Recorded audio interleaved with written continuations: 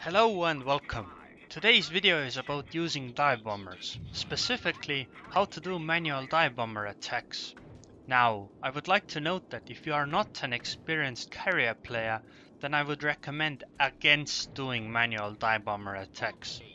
You will miss with them, and you don't get that much benefit from doing manual dive bomber drops over automatic drops. So only use this on a stationary target or if you're confident in your abilities.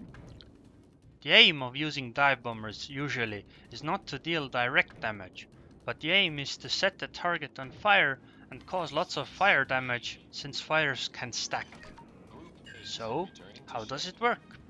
Manual dive bombing works a lot in a similar way to manual torpedo bombing, but there are some differences. You approach a ship from behind or front, hold the Alt key and click somewhere where the ship is going to be in a few seconds when your dive bombers get to that location. The key difference is that you approach from behind or the front, not from the side. You have to get pretty close before you lock in your attack run, and you can't do steep turns before getting to the target like you can do with torpedo bombers at certain times. So, let's take a look at an example. The plane is set to fly over the battleship approaching from the front.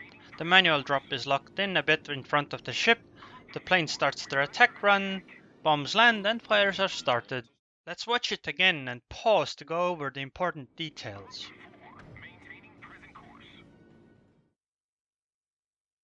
First, the triangle under the plane indicates the direction the planes are heading, which has to line up with your approach vector like in a manual torpedo drop. The white circle is the point of no return where the attack run starts. The green oval near the battleship is the area where the bombs will land in, and the waypoint behind the ship is where the current movement command is set to. You want the drop circle to line up with the ship since it's an oval. The more of your drop circle is covered by a ship, the higher the chance of getting hit. At the end of the day, it still has some RNG to it, so you can still miss. Another thing you need to pay attention to is where your movement waypoint is. The issue is that if your movement waypoint is directly above where you want to drop, for example if it were here, then you cannot do a manual drop there because the game will not allow you to click to attack. It will select the waypoint marker and let you drag it around instead. This means that you should always set either the waypoint past the ship or before the ship. The same issue prevents you from tiny adjustments to a dive bomber's attack location, so beware.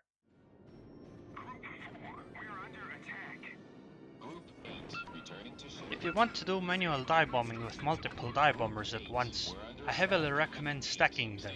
This is way more important than with torpedo bombers. If you don't know how to effectively stack your air groups, then you should watch my Carrier Basics guide. I would not recommend doing automatic drops on destroyers that are not stationary. Even then, it is questionable.